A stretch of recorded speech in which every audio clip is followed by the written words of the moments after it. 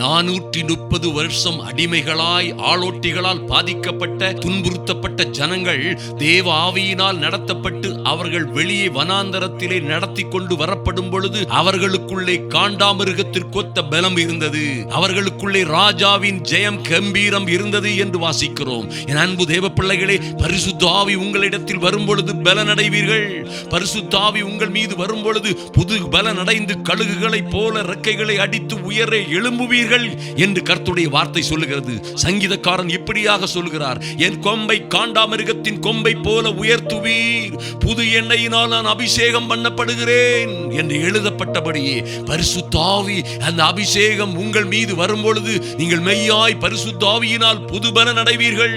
ஒரு புதிய பலன், புதிய வல்லமை உங்கள் வாழ்க்கையிலே, ஊழியத்திலே, கையின் பிரயாசங்களிலே, தொழிலிலே, சொந்த வாழ்க்கையிலே கழுகு போல உங்களை இறக்கைகளை அடித்து உயரே உயரே எழும்பச் செய்யும்.